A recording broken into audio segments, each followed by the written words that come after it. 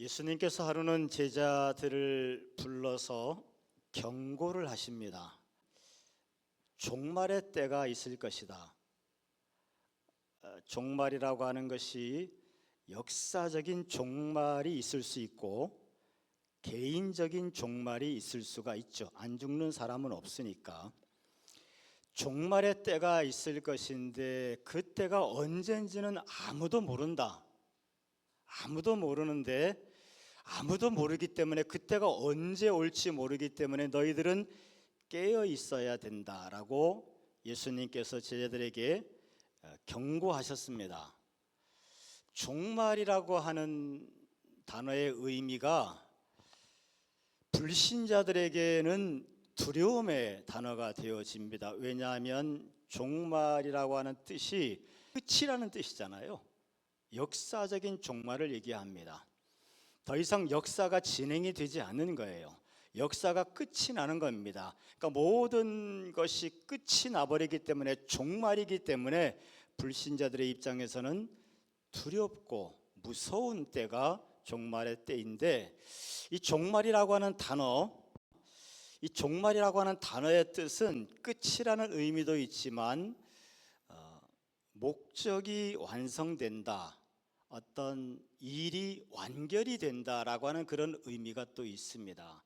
끝이라는 의미인데 그냥 덜커덕 끝나는 게 아니고 서론, 본론, 결론까지 갔기 때문에 이제 종결되는 그런 의미에서의 종말이라고 하는 단어의 의미가 있습니다. 믿는 사람들의 입장에서의 종말은 하나님의 구원의 계획이 시작되고 전개되고 완성되어지는, 하나님의 계획이 완결되었기 때문에 종말이다, 이 단어를 쓰게 됩니다. 그래서 예수 믿는 사람들의 입장에서는 우리들의 구원의 역사가 이제 완성이 되었다, 완결이 되었다. 그렇기 때문에 이 종말이라고 하는 단어가 예수님을 믿는 사람들의 입장에서는 소망적인 단어가 되어집니다. 종말하면 역사가 끝이 나는 심판의 날이기도 하지만 예수 믿는 사람들에게는 위로와 축복의 날이 되기도 합니다. 여러분에게 있어서 종말이 또 이 땅에서의 삶의 끝이 덜커덕 끝나버리는 것이 아니고 하나님의 구원의 완성, 하나님의 위로와 하나님의 축복의 시간이 되시기를 주님의 이름으로 축원합니다. 여러분이 태어나서 생명을 가지고 살았고 예수님을 믿고 살았고 여러분의 삶의 마지막 순간이 그 믿음의 삶을 완성하는 날, 그 믿음의 삶이 완결되어지는 그런 삶이 되시기를 주님의 이름으로 축원하겠습니다.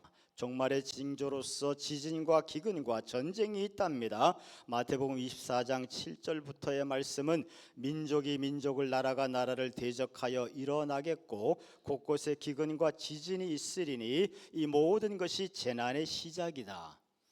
전쟁이 일어나고 기근이 생기고 환경이 파괴되고 사람들이 살아가기가 너무나 좋지 않은 그런 조건이 계시록에 보게 되면 바다가 막 엄청나게 오염되기 시작하잖아요.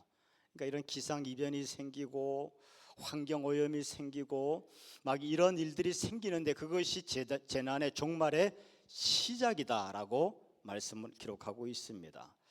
또 미혹하는 영들이 역사한다는 거예요. 미혹이라고 하는 것은 사람을 속이는 것이고 사람을 방황하게 하는 것이고 사람의 길을 잃어버리게 하는 것이 이 미혹하는 것인데, 미혹하는 것들이 교회 안에서도 많아질 것이고 미혹하는 것이 세상 속에서도 넘치게 된다는 겁니다. 교회 안에서의 미혹을 생각나는 게 한두 가지가 아니죠. 시한부 종말론자들이 사람들을 미혹해서 예수님이 몇 날 며칠 온다고 일상생활도 못하게 만들고, 여러분 깨어 있으시기를 바랍니다. 깨어 있다고 하는 것은 주님과의 관계가 충만한 것이고 그 상태에서 일상생활하는 거예요. 주님이 내일 온다 그래도 절대 기도원 가지 마시고, 주님이 내일 온다 해도 전부 교회로 다 몰려들지 마시고 그저 있는 곳에서 믿음으로 살아가시기를 바라겠습니다. 그게 성경이 말씀하시는 종말에서 깨어있는 성도들의 모습이, 하지만 미혹하는 것들은 다 직장이고 뭐고 다 때려치우고 다 팔고 교회로 모여들어라. 그게 시한부 종말론자들이 했던 짓들이고 수없이 많은 이단들이 했던 짓들이죠. 어쨌든 미혹하는 것들이 점점점 많아집니다. 이 세상 미혹하는 것 중에 제가 제일 싫어하는 것들이 사기꾼들, 그리고 나르시시스트에 대해서 계속 말씀을 드렸었는데, 여러분, 예수 믿는 사람들이 실수로 자기를 자랑하고 자식 자랑하고 실수로, 아직 연약하기 때문에 그럴 수 있지만, 정상적인 그리스도인들이 믿음으로 서 있는 사람들이 자식 자랑하고 돈 자랑하고 자기 학벌 자랑하고 할 수 있어요, 없어요? 믿음이 약해서 실수로 할 수 있습니다만 정상적인 기독교인들은 그렇게 못해요. 왜? 복음 앞에서 나를 봤잖아요. 뭐 내세울 게 있어요? 쓰레기인데, 똥덩어리인데, 죄인 중에 괴수인데, 나를 봤는데 뭘 자랑을 해요?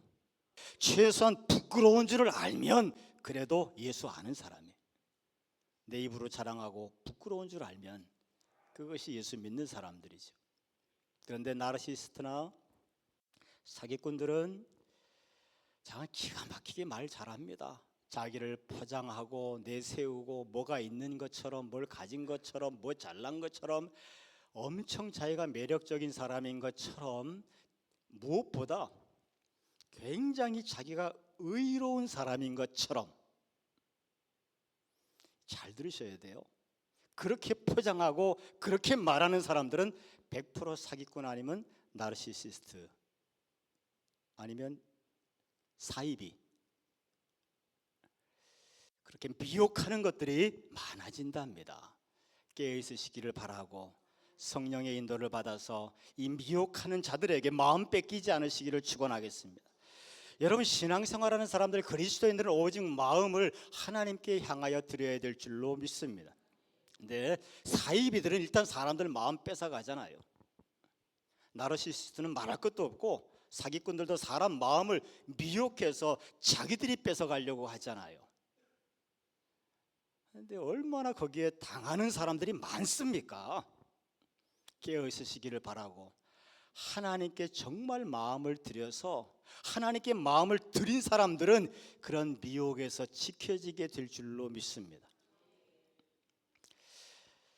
마지막 때의 징조들, 마지막 때의 현상들, 미혹하는 자들이 득실득실하답니다. 그래서 이 마지막 때가 다가올 때 그리스도인들은 깨어 있어야 되는데, 어떻게 깨어 있어야 되는가? 달란트 비유에 대해서도 예수님이 말씀하시고 열처녀 비유에 대해서 말씀을 하시는데, 그리고 열처녀 비유는요, 저는 옛날에 이걸 좀 오해를 했었어요. 신랑이 오는데 처녀가 왜 10명씩이나 되냐? 이거 이상하지 않냐?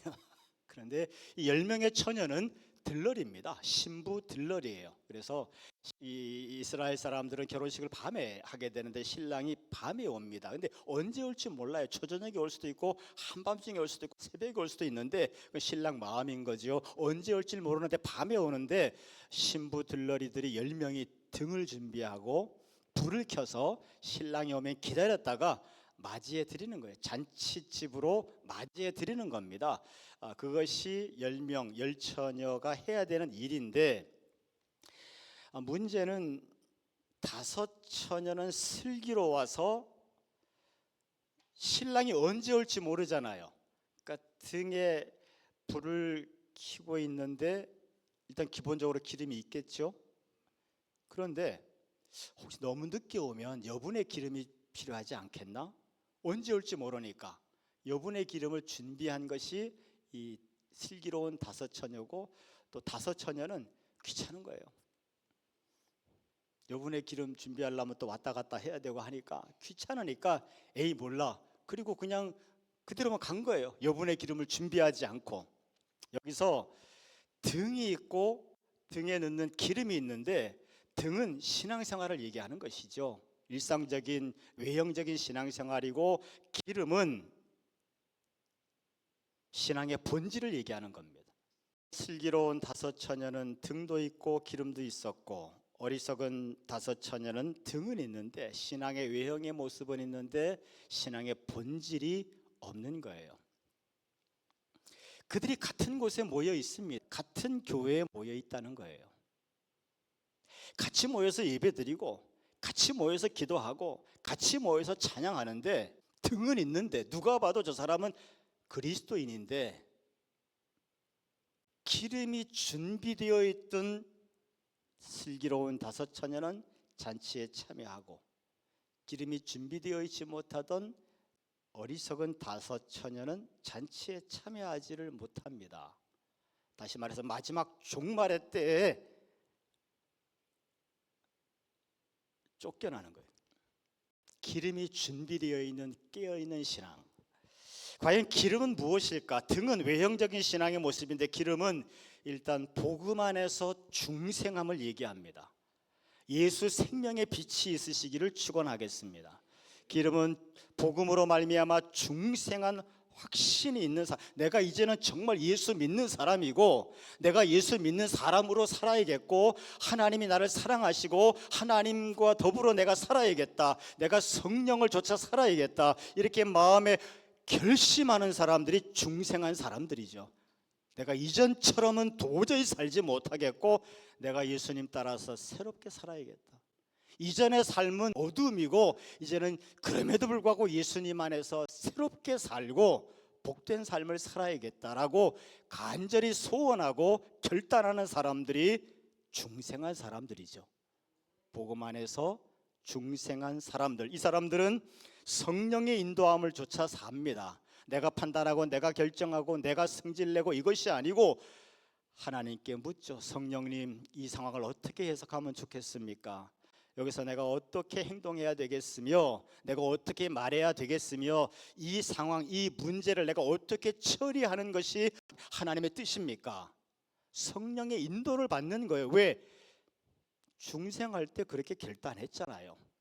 이전처럼 살지 아니하고 내가 내 삶의 주인으로서 살지 아니하고 예수님을 주인으로 모시면서 살겠다고 복음 앞에서 결단을 했잖아요. 중생했잖아요. 거듭났잖아요. 다시 태어났잖아요. 새로운 삶이 시작이 되었잖아요. 새로운 삶의 특징은 성령을 좇아 사는 삶이에요. 육체로 사는 삶이 아니고 성령을 좇아 예수님의 도우시는 그 도움을 좇아 사는 삶이 중생한 삶, 거듭난 삶, 그리스도인의 삶인 것입니다. 좀 더 구체적으로 기름이 준비되어 있다, 깨어있는 삶은 말씀을 묵상하는 삶이고 기도하는 삶이고 순종하는 삶이에요. 그러니까 말씀을 보고 기도하고 순종하니까 성령의 열매가 맺히는 겁니다. 점점 더 성화된다 그러잖아요. 변화되고 성장하고 생각하는 폭이 넓어지고 마음이 더욱더 굳세어지고, 아멘이십니까? 신앙생활 정상적으로 하셔서 정말 복된 삶이 되시기를 축원합니다. 그래서 결국은 성령의 열매를 맺히는 삶. 여러분, 성령의 열매가 왜 중요한가 하면요, 정말 그건 중생한 사람들이 성령을 쫓아 사는 증거예요. 정말 거듭난 사람들이 성령을 쫓아 정상적으로 신앙했을 때, 또 정상적으로 환난과 고난과 역경들을 믿음으로 헤쳐나갔을 때 그 결과로 맺혀지는 게 성령의 열매거든요. 그러니까 성령의 열매는 그 사람이 신앙을 제대로 했는지 안 했는지에 대한 결과물인 겁니다. 성령의 열매는 우리의 신앙이 제대로 했을 때 주어지는 결과물이고, 또 성령의 열매가 왜 중요한가 하면 성령의 열매가 많이 맺힌 사람은 어떤 시험과 역경과 고난이 와도 헤쳐나가는 능력이 나타납니다. 오히려 고난 속에서 빛을 발하는 사람들이 이 성령의 열매를 맺힌, 그러니 하나님의 축복이신 이 성령의 열매를 많이 맺으시기를 축원하고 그 믿음으로 세상을 이겨나가시기를 축원합니다. 그리고 이 성령의 열매는 사람 관계에서의 능력이에요. 성령의 열매 가운데 희락이 있지 않습니까? 희락은 기쁨이잖아요. 기쁨이 충만한 사람이면 그 사람 교회 가면 따라가고 싶어요? 안 가고 싶어요? 물어볼 것도 없다니까. 성령의 열매는 관계 속에서 나타나는 거예요. 온유한 마음, 부드러운 마음이 있으니 그 사람 옆에 붙어 있고 싶은 거예요. 충성하는 사람 얼마나 신뢰가 갑니까? 그 사람 따라가고 싶은 거예요. 성령의 열매가 맺혀져야 영혼을 구원할 수 있고 교회를 세울 수 있고, 성령의 열매가 맺혀져야 하나님과 동행하면서 하나님의 나라를 확장할 수 있는 거예요. 성령의 열매가 맺히시기를 바라고, 그것으로 말미암아 영혼을 살리는, 예수님이 그 일 하신 거잖아요. 그 주님이 하신 그 일을 하는 저와 여러분들 되시기를 주님의 이름으로 축원하겠습니다. 어리석은 다섯 처녀는요, 등은 있는데 기름이 준비되지 않았어요. 윤성재 집사님이 꼭 또 그 얘기를 하시더라고요. 목사님하고 춘천 가서 배 타고 한참 내려갔는데 배에 기름이 떨어져 가지고 1시간 늦었다는 얘기를 또 하는데, 내가 볼 땐 아마 앞으로 한 30년은 더 하실 것 같아요. 근데 배가 아무리 멀쩡하고 엔진이 멀쩡해도 기름 없으면 애물단지예요. 1시간 동안 늦었는데 팔 떨어져 나가는 줄 알았어요. 신앙도 마찬가지입니다. 예수님의 경고도 이겁니다. 우리의 신앙이 정말 복되고 능력 있는 신앙이 되려면 기름이 있는 신앙이 돼야 돼요. 등만 있어가지고는 무겁기만 하지 아무짝에도 쓸모 없습니다. 신앙의 외형적인 모습만 있어가지고는 아무짝에도 쓸모가 없어요. 귀찮고 번거롭기만 하지요. 기름이 있으시길 바라요. 신앙의 본질이 우리 가운데 확실하시기를, 그래서 혼인잔치에 참여하는 깨어있는 성도들 되시기를 축원하겠습니다. 이 어리석은 다섯 처녀는요, 등은 있는데 기름이 없습니다. 교회 생활을 하는데 신앙의 본질이 준비되어 있지 않아요. 중생하지 못했습니다. 복음이 뭔지 몰라요. 그러니 예배, 기도, 말씀 와서 앉아있기는 하는데 설레임이 없고 간절함이 없고 집중되지 아니하고 뭔가 새롭게 되어 돌아갈 만한 게 없는 거예요. 그저 어제가 그제고 그제가 또 그제고 아무런 변화와 성장과 깨달음이 없어요. 예수님을 알아가는 그 놀라운 기쁨이 그에겐 없습니다. 이게 어리석은 다섯 처녀의 모습이에요. 무엇보다 영혼에 대한 관심이 없습니다. 내 영혼에 대한 관심도 없고 다른 사람의 영혼을 돌보고자 하는, 다른 사람의 영혼에 대한 민감함조차도 없습니다. 죽은 거예요. 살아있지만 죽은 겁니다. 이게 어리석은 다섯 처녀의 모습이고, 똑같이 예배당에 모여 있지만 기름이 없는 거예요. 깨어 있으시기를 바라고, 반드시 기름이 있는 저와 여러분들 되셔서 신앙의 외형뿐만 아니고 신앙의 본질까지 확실한 저와 여러분들 꼭 되시기를 축원하겠습니다. 신랑이 왔을 때 슬기로운 다섯 처녀는 예비된 기름을 넣어서 불을 밝혀서 신랑의 앞을 밝히고 혼인잔치에 참여하는데 문이 쾅 닫혀버리고 맙니다.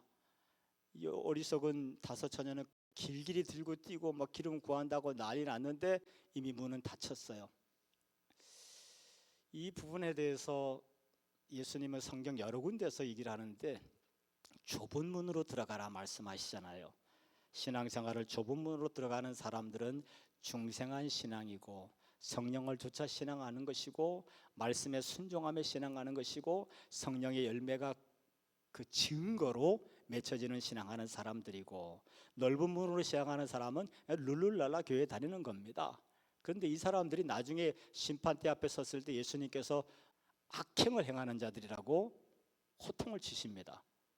그런데 이 사람들이 억울한 거예요. 너무 억울한 거예요. 넓은 문에 신앙하는 사람이 너무 억울한 게 뭐냐면, 아니 예수님, 내가 예수님의 이름으로 선지자 노릇도 하고 귀신도 쫓아내고 능력도 행하고 그런데 나를 모르다니요.